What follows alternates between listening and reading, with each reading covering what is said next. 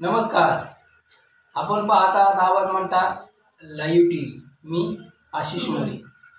तर मित्रांनो, आजच्या व्हिडिओमध्ये आपण सध्या सिन्नर विधानसभेचे आमदार, महाराष्ट्राचे कृषी मंत्री माणिकराव कोकाटे साहेब यांचा एक व्हिडिओ प्रचंड व्हायरल होत आहे. आणि त्या व्हायरल व्हिडिओमध्ये महाराष्ट्राचे कृषी मंत्री हे रमी खेळताना दिसत आहेत. या महाराष्ट्रामध्ये चाललंय काय मित्रांनो?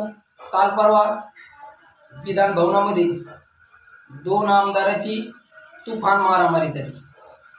त्याच्यानंतर त्याच्या एका महिन्या अगोदर एक आमदार जे शेतकऱ्याला बोलतात की मी तुम्हाला कपडे बी भरणारा पैसे, हे सगळे उपकाराची भाषा करतायत.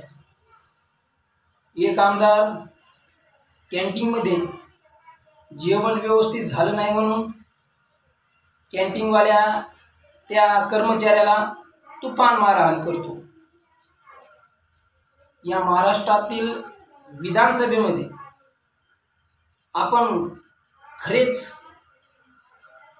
एक शिक्षित आमदार विधान भवनात पाठवलेत का, असा एक प्रश्न या आमदाराच्या वागणुकीमुळे या महाराष्ट्राला उपस्थित होत आहे. सध्या शेतकरी कर्जाने बेजार झालेला आहे आणि हे कृषी मंत्री बघा रमी खेळून शेतकऱ्याच्या कर्जमाफीसाठी पैसे जिंकतात का काय? अरे विधान भवन आहे आणि विधान भवनामध्ये महाराष्ट्राचे कॅबिनेट मंत्री पत्ते खेळायले, एक अपमानजनक गोष्ट आहे.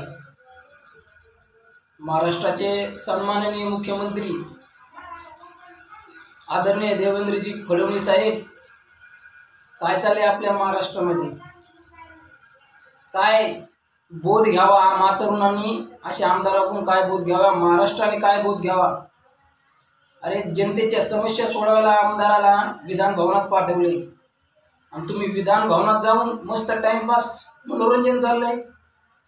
शेतकरी हवालदिल झालाय. शेतकऱ्याला खताला औषधाला पैसे नाहीत आणि महाराष्ट्राचे कृषी मंत्री पत्ते खेळायला लागलेत. काय तर मित्रांनो, ही चूक आपलीच आहे. आम्ही कुठल्या पक्षाचा वावा करीत नाहीत, आमदार कुठल्या पक्षाचेच आम्हाला काही घेणे नाही, परंतु विधान भवनात हाणामारी, विधान भवनात पत्ते, विधान भवनात तंबाखू, एका आमदारांनी सुगंधी गुटखा खातांचा व्हिडिओ सुद्धा व्हायरल आहे. महाराष्ट्रातील जनतेला तुम्ही काय दाखवण्याचा प्रयत्न करीत आहात? महाराष्ट्रातील जनतेने तुमच्याकडून काय शिकावं? आम्ही या व्हिडिओच्या माध्यमातून मुख्यमंत्री साहेबांना विनंती करतो की तुम्ही तुमच्या कालच्या विधान भवनाच्या भाषणामध्ये सांगितलात की महाराष्ट्रातील जनता म्हणेन की आमदार हे माजलेत. तुम्ही लवकरच अशा आमदाराला आवरा, नाही तर खरोखर तुम्ही जे म्हणलात तेच खरं व्हायचं.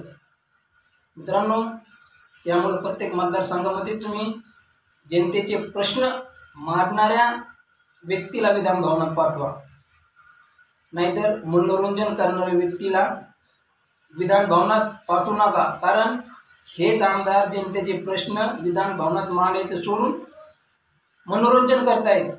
त्यामुळं महाराष्ट्राचा तोटा होणारच आहे आणि जनतेची सुद्धा या ठिकाणी फसवणूक होणार आहे, जनतेचा विकास होणार नाही. तर आजच्या व्हिडिओ पुरतं एवढंच. धन्यवाद. जय महाराष्ट्र.